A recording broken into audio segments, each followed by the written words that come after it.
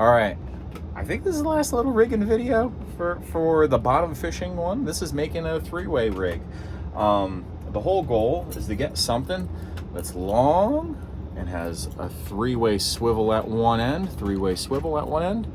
One part gets clipped in, that little part gets clipped into your main line, with a knot, or I like to have an angler clip at the end of my braid on my rod, clip that on, whoop, and then this line stretches out. All right, how long is this gonna be?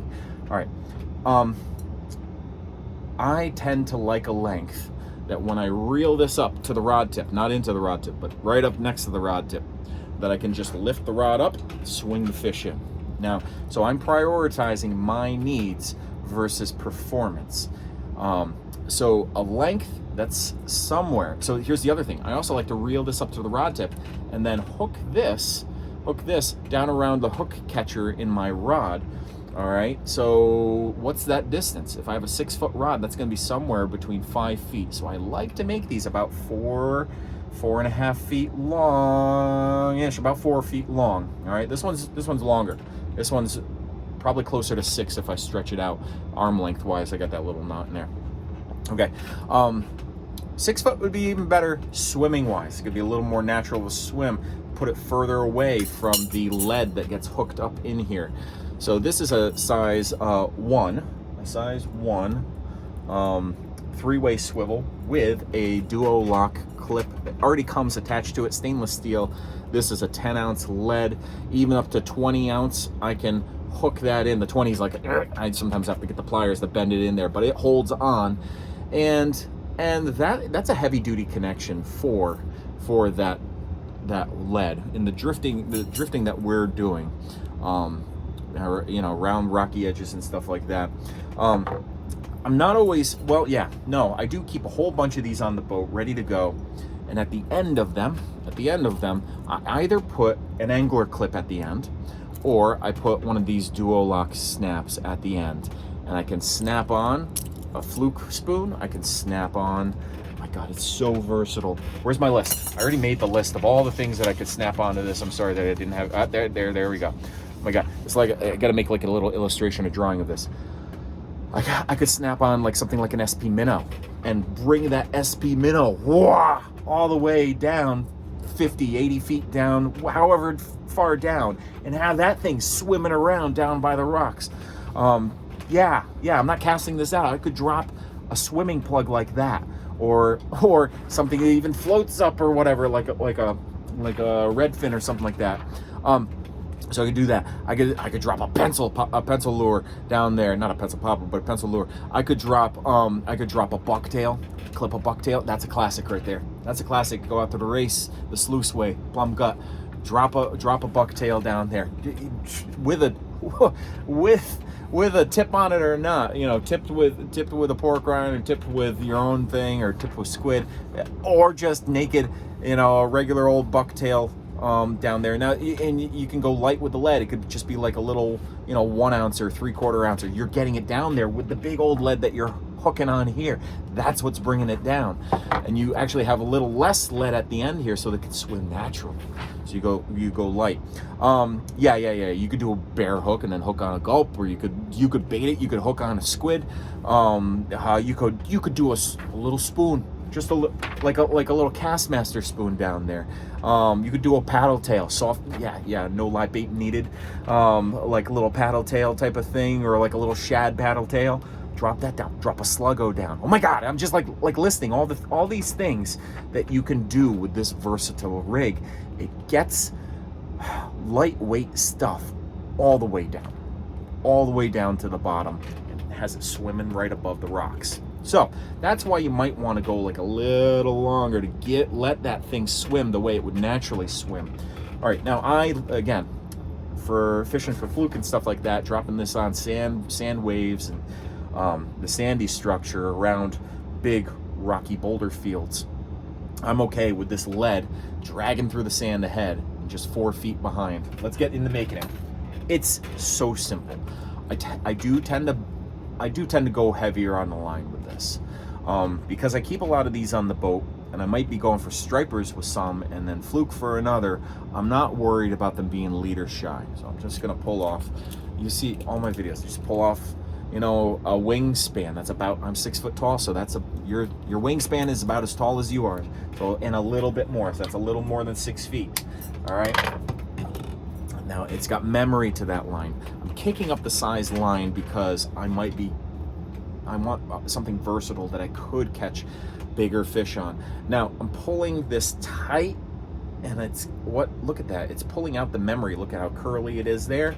All right, and that little bit of heat and pressure. 50-pound test, I might have to do this twice to get it to kind of like lay flat all the way to the end. Honestly, that ain't bad.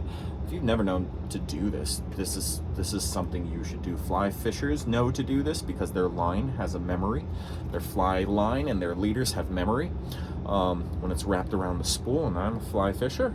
So like, this is second nature for me to take the top 10 feet of my line and just do that, or take the 75 feet that I'm going to be casting with and just run it through my hands. 3-way rig. What do we need? We need one of those 3-way swivels. Doesn't matter which one I tie on. I'm going to tie on. Again, use a uni knot, a polymer knot, a clinch knot, or whatever. This is wider diameter. I like my uni knot. I can use in so many different places. This is not a lesson on how to tie the knot. You can just see how I do it. 1, 2, 3, 4. This is larger diameter stuff. I tend to go with just about 4 wraps. Lubricate the whole thing. All right, now heavier line. I'm going to use pliers to get grip. I'm going to pull that, cinch that, and then I'm not going to. I got enough grip on this that I don't need the pliers. But if I had a bad grip on this, I'd hold this with the pliers, that 3-way rig, and then lubricate, fast pull. All right, that's gonna monofilament welds down. It heats up a little bit and welds down when you do a tight pull. And again, we're not psychopaths, so we cut that little tag end off so our rigs look professional, nice and neat. All right, now again, this is where I don't have to get a ruler out, but hey, for the heck of it, 1, 2, 3, 4, right there. That's 4 feet. All right, so that's 4 feet, and that's what I'm saying that I want. So I want somewhere around there. I'm gonna trim off a little bit extra. Could have done, yeah, I could have done a better job measuring things out. And what am I gonna put at the end of this? I could put an angler clip. All right, this is a favorite of mine, is to use an angler clip for stuff. That's a really tight hold. All right. Yeah. Because I know I'm gonna be putting a spoon on this one.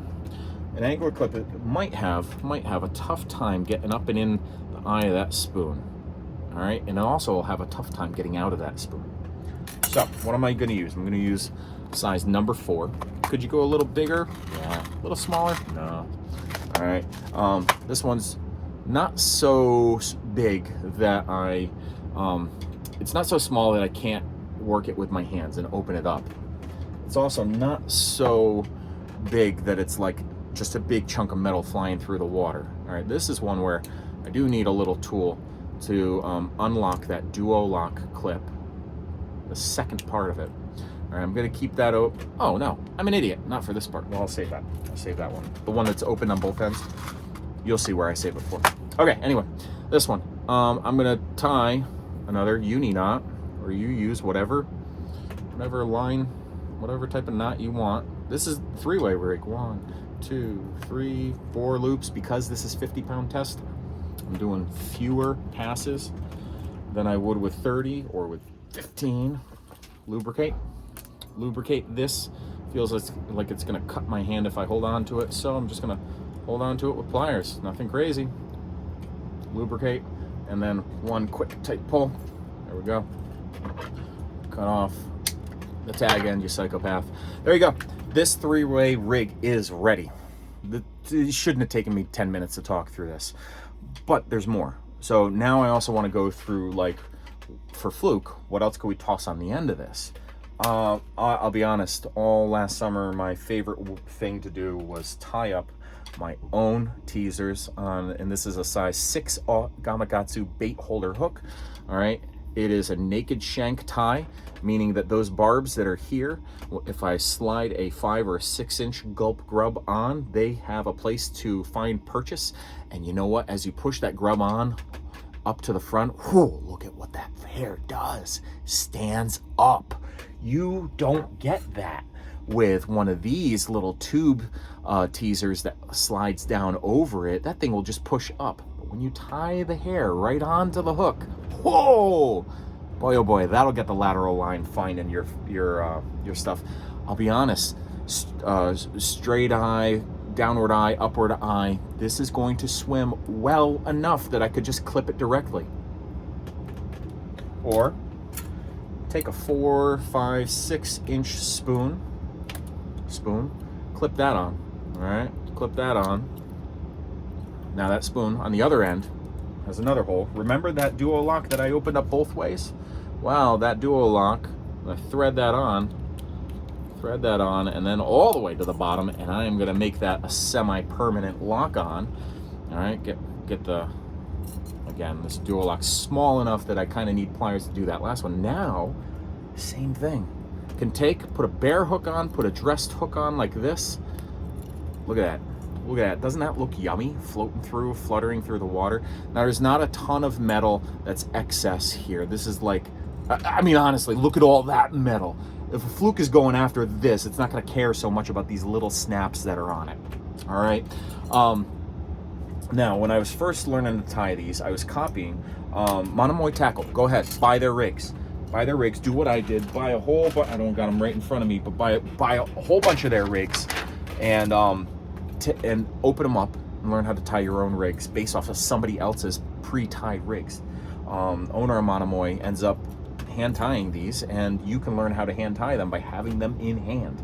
You got a video like this that teaches you the knots and the components and what to buy, but then go support them. Look at this one. All right, so this is how I used to tie them.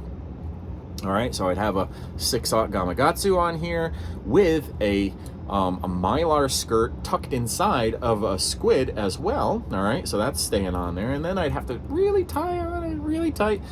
All right, a clip so that the clip would go on there, and that's fine. Like that, I do still keep these on the boat, but I have migrated up to my own hand-tied teasers that I can bait.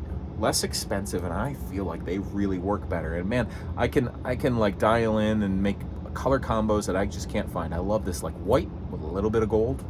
Whoo! All right, look at it. Look at this one with the like that olive and tan and a little bit of gold. Yeah, I like gold.